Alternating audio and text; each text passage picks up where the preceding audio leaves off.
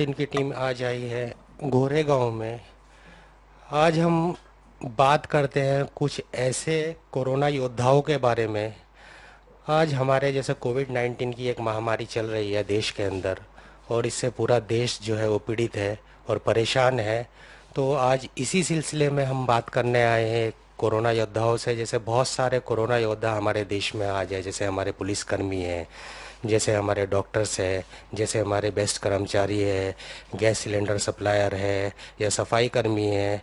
ये सब हमारे कोरोना योद्धाओं में आते हैं। इसी तरह से एक कोरोना योद्धा जो टीम आज तक जो सोशल मीडिया पे या मीडिया पे ये लोग नहीं आ पाए हैं, आज मेरी ज़िंदगी की ये सबसे सनसनीखेज जो है वो रिपोर्टिंग है, वो आपको आज मैं बता रहा हूँ।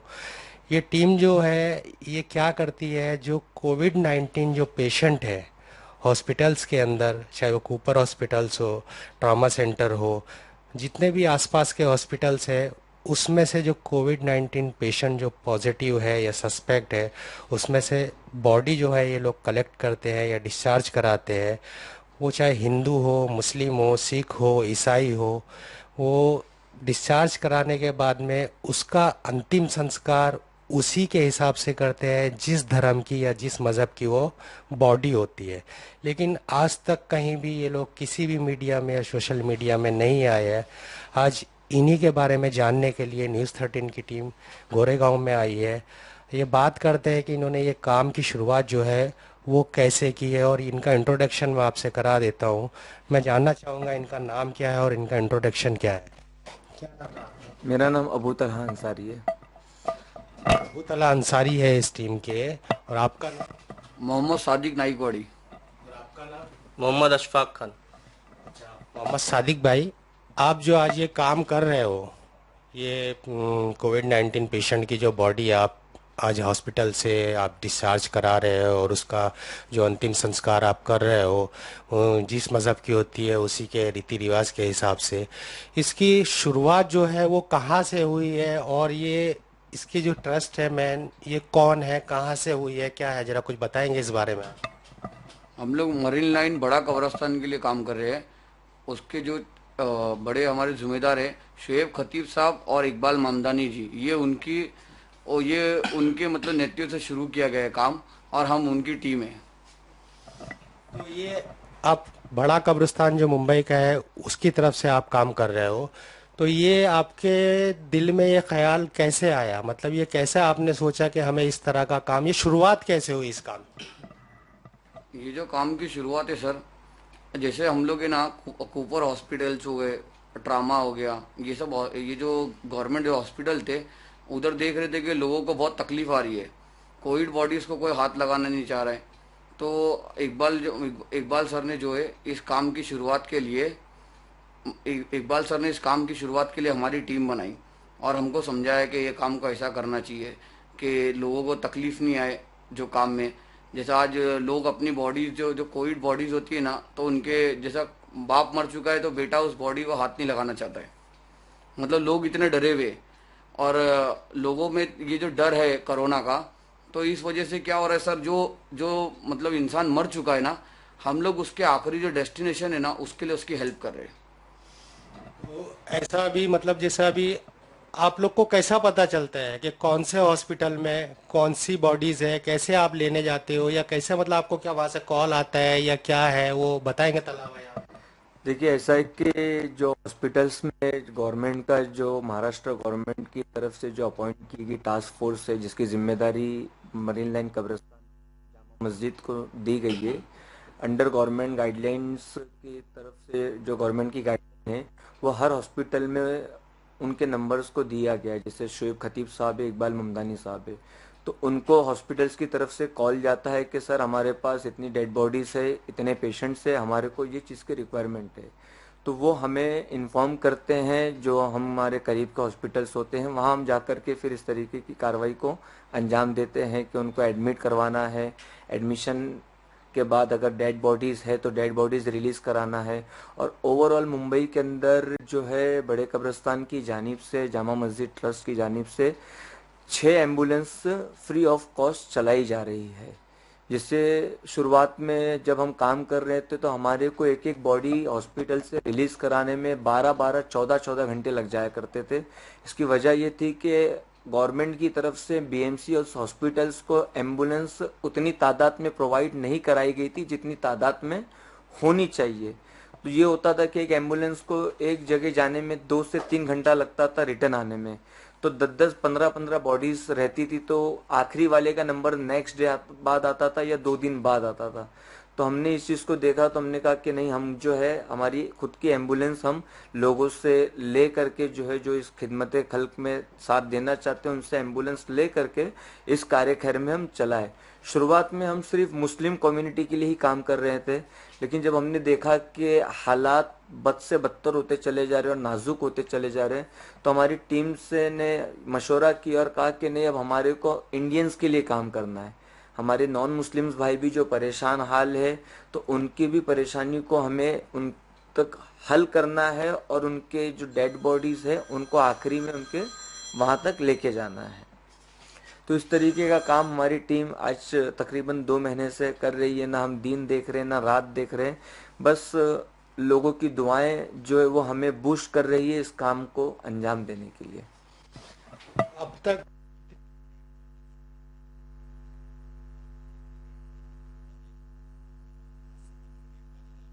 टोटल कम्युनिटी मैं अगर आपको बताऊं कि सिर्फ कूपर हॉस्पिटल और ट्रामा हॉस्पिटल की बात कर लें तो तकरीबन डेड बॉडीज का एवरेज होगा, यानी लास्ट के अंदर एवरेज होगा। डेली डेली तो 15 से 20 बॉडीज जो है वो डेली की डेली, मतलब वो आप लोग ही उसका अंतिम संस्कार करते हो? होता ऐसा है कि कुछ घर वालों को क्वारंटाइन कर दिया गया तो कोई रहता नहीं है, तो हमें हॉस्पिटल के थ्रू पता चलता है कि ये फलानी बॉडीज है, आप इनको ले जाइए करके उनकी बॉडीज को एम्बुलेंस में रखते हैं और वो हमारी एम्बुलेंस शमशान करके वहाँ 8-8 10-10 12-12 घंटा वेटिंग करके जो उनकी बॉडी को आखिरी अंतिम विधि तक, उनकी जो तौर तरीका होता है हमारे हिंदू भाइयों के मजहब के एतबार से, वो तरीके से उनकी जो है, और घर का कोई एक बंदा अगर रह गया तो वो रह जाता है, नहीं तो फिर वो सारा काम जो हमारी टीम ही लास्ट तक करती है। ये बहुत बड़ा काम है। एक कोविड-19 पेशेंट जो आज के टाइम में ऐसा होता है कि बहुत से बॉडीज को घर वाले भी हाथ लगाने के लिए तैयार नहीं होते हैं। कोविड-19 जो एक भय का और डर का माहौल है, क्या कभी ऐसा भी हुआ है आप लोग के साथ में कि घर वाले हैं लेकिन वो डेड बॉडीज को हाथ लगाने के लिए तैयार नहीं है और पूरा क्रियाक्रम या पूरा जो अंतिम संस्कार है वो आप लोग ने किया? ऐसे बहुत सारे केसेस है, रोजाना ही तकरीबन ऐसे केसेस है कि जो अगर थोड़े फाइनेंशियली बहुत पावरफुल है तो वो अपनी डेड बॉडीज को हाथ लगाने से भी घबराते हैं। वो सोचते हैं हम किसी वार्ड बॉय को या किसी लेबर को पैसा दे दे तो वो अपनी बॉडी, हमारी बॉडी उठा के एम्बुलेंस में रख देगा या शमशान में। बहुत सारी जगहों पर ऐसा होता है और आज भी हो रहा है। अभी मैं कल रात की आपको ताज़ा खबर बता दूं, एक डेड बॉडी जो कूपर में आई थी, तो कूपर वालों ने कहा कि ये आने से पहले डेथ हो चुकी है इनकी, और जो प्राइवेट डॉक्टर ने उनको कोविड रिस्क लिख करके दिया था, यानी सिम्टम्स उसे लगे थे, तो डॉक्टर्स ने डीसी देने से मना कर दिया। तो सिर्फ 2 जेंट्स थे और 2 लेडीज थी।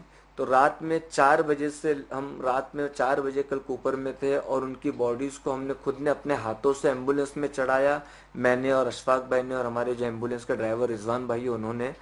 और उनके घर पे जब हम पहुंचे तो कोई भी उनका पड़ोसी वहां पर करीब में आने को भी तैयार नहीं था उनकी बॉडी को हाथ लगाने के लिए, और हमने ही अपने हाथों से उनकी बॉडी को उठा करके उनके घर तक पहुंचाया। अब देख रहे हैं आज कोरोना योद्धा के बारे में बात चल रही है। आज सोशल मीडिया पे आप लोग भी देख रहे होंगे, मैं भी देख रहा हूँ कि कोरोना योद्धा अवार्ड दिया जा रहा है लोगों को।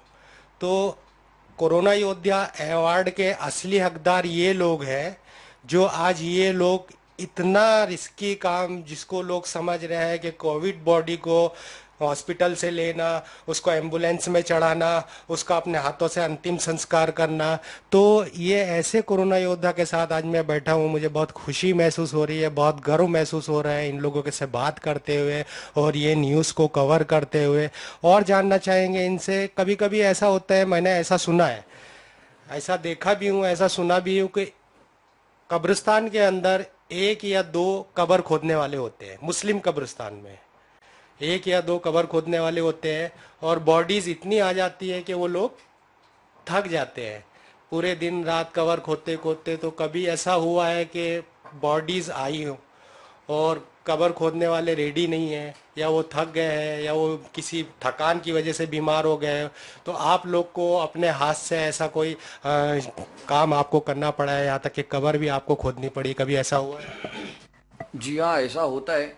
तो जैसा हमारी जो मरीन लाइन की जो बड़ा कब्रस्तान की जो मतलब जो हमारे इकबाल मामदानी जी और शुएब खतीब जी है, इन्होंने भी मतलब लो इन्होंने इसके लिए भी, जैसा जहाँ कबर खोदने के लिए मसले आ रहे हैं, तो इन्होंने इसके लिए भी एक टीम तैयार की है, लेबर्स को हायर किया है, और ये कबर खोदने के लिए भी उस जगह पे मतलब मदद करवा रहे लोगों की।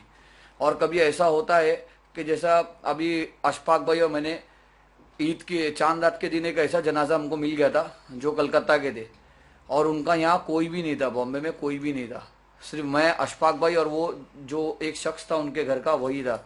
और वो जनाजा हमको कोई पॉजिटिव था, तो अशफाक भाई और मैंने उस जनाजे को लेके गए और हमारी टीम ने आके उस जनाजे की तदफीन की।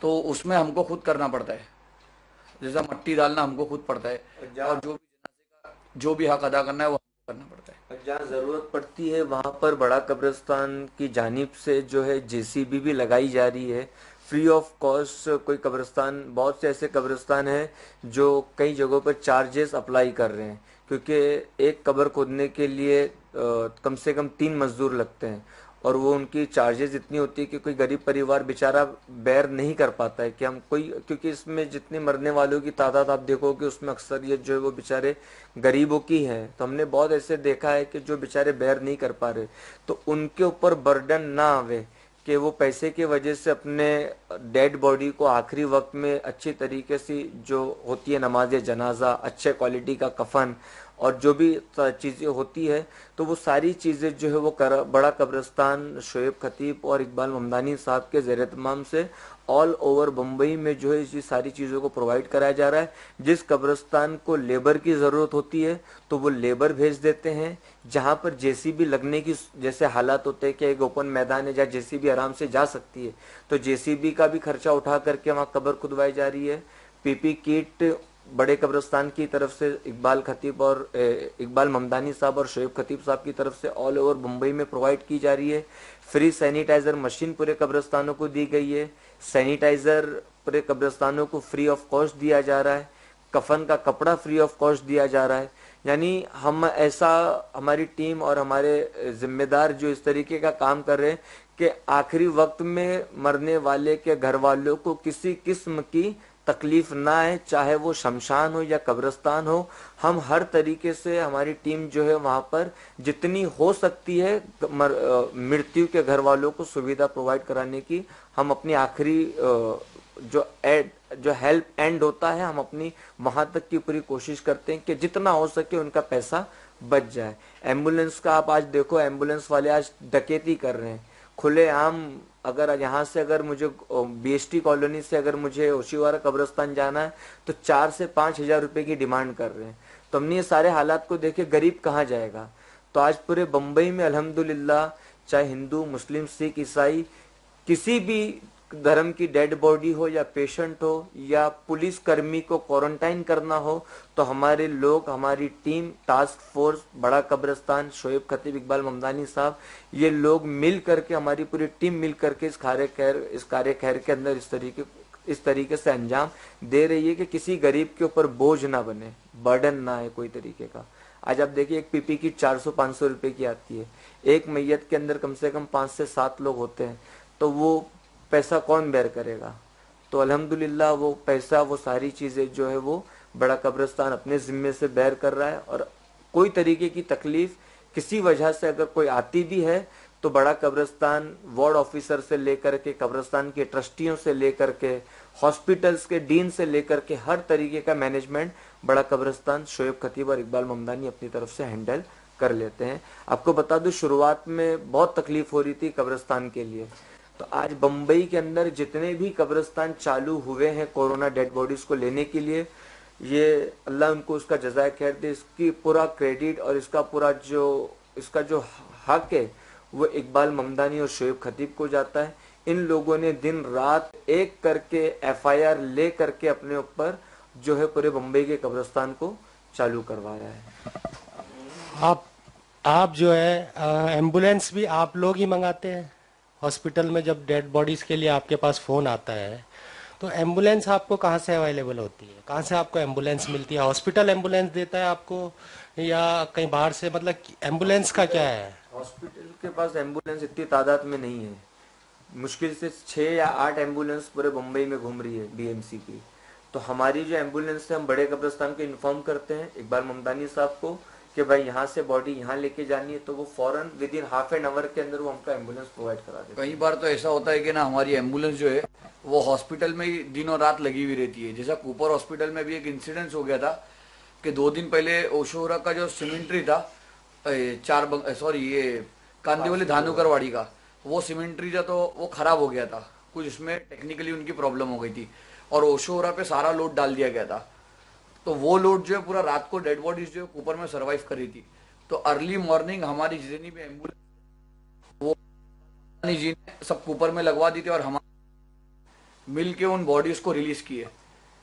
जरूरत पड़ने पर हम खुद एम्बुलेंस भी ड्राइव करते हैं डेड बॉडीज को ले करके। अगर कोई नहीं है तो हम जरूरत पड़ने पर, हम भाई हो गए, हम हो गए, एक शादाब भाई हमारे, वो हम खुद ही एम्बुलेंस ड्राइव करके शमशान। अच्छा, ये हिंदू शमशान भूमि में जो हिंदू डेड बॉडी होती है उसका जो आप क्या अंतिम संस्कार करते हो, उसमें कभी कोई प्रॉब्लम आई आपके सामने? ऐसा है कि जो शुरुआत में तो ऐसा था कि प्रॉब्लम आ रही थी, क्योंकि डेड बॉडीज इतनी तादाद में थी कि कोई शमशान भूमि वाला जो है ना उसको जल्दी एक्सेप्ट करने के लिए तैयार नहीं हो रहा था। फिर पारसी भोईवाड़ा ने बड़ा बोर्ड लगा दिया कि भाई यहाँ पर अब कोई डेड बॉडी नहीं लेकर के आएगा, हम नहीं लेंगे। धानुकरवाड़ी की मशीन जल गई और 1-2 जगह की मशीन जो है वो खराब हो गई, और कई जगहों पर जो है कि ना हम 8 से 9 बॉडी से ज़्यादा नहीं लेंगे। उसको भी रिलीज कराने में, यानी जो सीमेंट्री बंद हो चुकी थी इलेक्ट्रिक वाली, उसको भी चालू कराने में इकबाल ममदानी और शोएब खतीब ने बहुत बड़ा अहम रोल निभाया है। और गवर्नमेंट से, महाराष्ट्र गवर्नमेंट से उन्होंने एक रिक्वेस्ट की है कि जो कोविड सस्पेक्ट की डेड बॉडी है उसको आप परमिशन दे कि वो लकड़े पे जलाई जाए, क्योंकि सस्पेक्ट वाली बॉडीज बहुत तादाद में है और पॉजिटिव वाली 2 या 4, अगर 10 डेड बॉडी है तो 3 या 4 पॉजिटिव होगी और 6-8 जो है वो सस्पेक्ट वाली होगी।